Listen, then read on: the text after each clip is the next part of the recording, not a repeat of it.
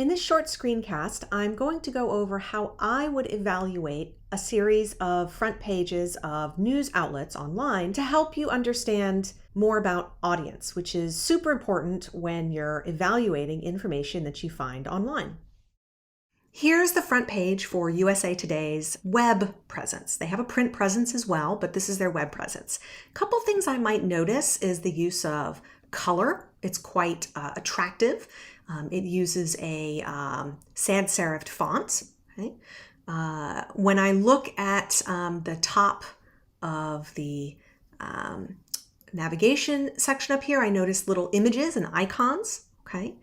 The very first thing up here is information about Queen Elizabeth's death in the celebrities section.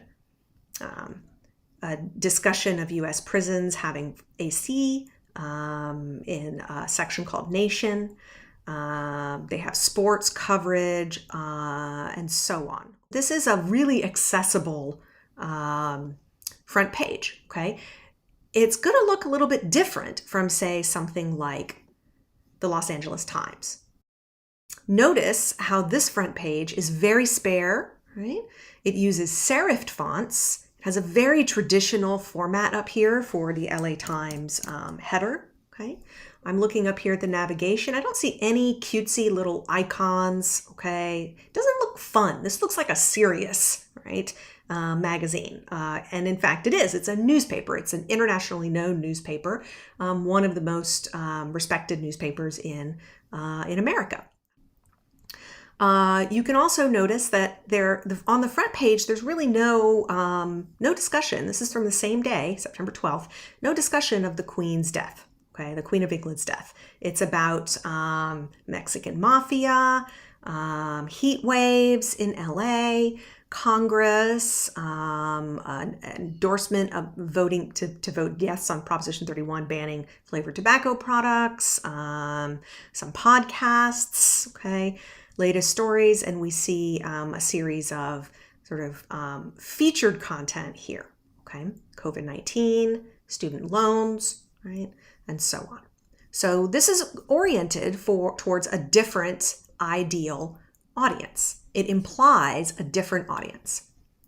Here is another newspaper. Okay, you can tell because again, it's got the same sort of old-fashioned font. It's got a title underneath it, a subtitle. It says America's Newspaper, and that's going to tell us something. I notice a preponderance of red and blue, with red being the most visible. Okay. I'm going to look at some of the language that's used here. War's biggest supporters turn on Putin. Poll shows Biden's loan forgiveness plan is a liability. Gun rights backers call this plan a step toward a national registry, so anti-gun control. A Democratic representative tweets and deletes a post that includes terrorists and September 11th death toll. So again, this is coming from a fairly conservative perspective. Let's see, other examples. Remembering the most haunting image of 9/11. So that's two sort of front page articles about 9/11. All right. We got one down here, critical of Biden. Let's see, another one critical of Biden. Trump makes mystery visit to Washington. Okay. So I would probably guess that this is a newspaper, obviously, probably a fairly long-lived one. That is, it didn't pop up overnight. But I would also suggest that it's probably addressed to conservative readers. Okay? And I know that because of the word choice that's being used and so on. Here is another magazine front page for their web presence. This is a magazine called The Economist. Now, I know that it's a magazine. You may not know. But one of the things I'm going to do is look at, again, what kinds of stories are being covered. Whenever you're looking for audience, you want to take a look and see if you can find on the website somewhere, in addition to sort of looking at how the page looks. Right? How is it presenting itself? Does it seem to be foregrounding entertainment or something fun? Does it seem to be serious, right? Does it focus on cultural issues? Does it focus on history? Here, it focuses on economic topics, okay? One of the things you want to do is scroll down to the bottom on any web page, right? And see if you can find an about link like this one. This will tell you a little bit about who The Economist is, what their editorial philosophy is, where they came from, okay? They began in 1843 as a newspaper, okay? This tells you a little bit about their point of view. You can also Google the name of the publication.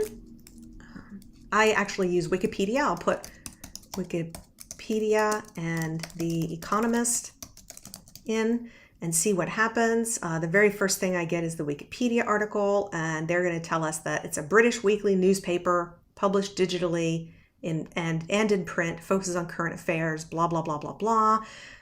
It has a global print circulation of almost 1 million and a digital presence of over 1.5 million. Okay, so this is a pretty big deal, right? It gives you history and so on, right? So if you're interested in good sort of editorial and analysis commentary that's about things having to do with economics, this would probably be a really great source. Here's another one, The New Yorker. Now, again, this is a magazine. I see here the print version, and I would Google this again if I didn't know what this magazine was, but I know this is a magazine that's sort of oriented around important cultural issues, okay, important social issues. You'll notice up here there's information, there's news up here, books and culture, fiction and poetry. They have a magazine, puzzles and games, podcast, archive, and so on. So if I take a look at their news, we can see sort of they're going to have long form essays about different topics. This one has so far in their news section 2 sort of Trump focused articles, and they look to me like they're fairly left-leaning, okay? Critical of what Trump represents. So that's going to tell me something about the implied audience for this magazine. Someone who's, a conservative reader is probably not going to pick up The New Yorker, right? That's not always the case because it has fantastic, coverage of all sorts of things, and there are all sorts of different, brands of political persuasion. And The New Yorker, is more towards the center than I'd say towards the extreme left. But it's going to have a lot of discussion of books and poetry, books and culture, right? What does it mean to wake up without Queen Elizabeth II? Day in the life of grief, ambiguity of reality. So discussions about literary works and nonfiction works, okay? Sort of the life of the mind, right? So that's The New Yorker. The Atlantic actually reminds me in a lot of ways of the New Yorker in terms of kind of the way it represents itself, right? Again, clear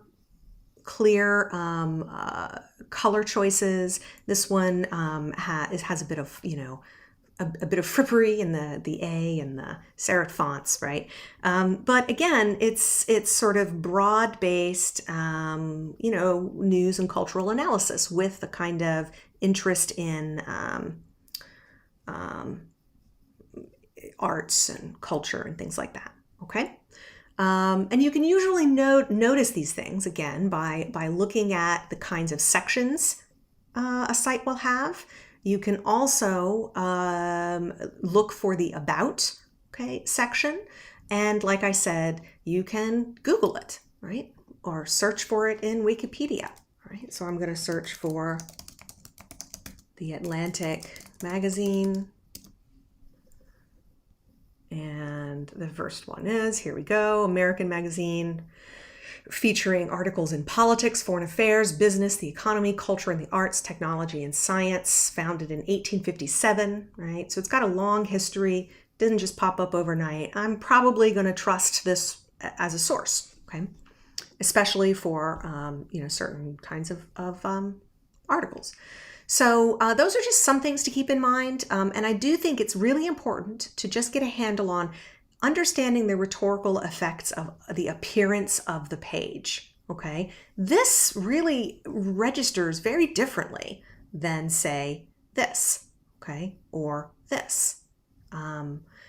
Train yourself to sort of begin to notice and look for those differences.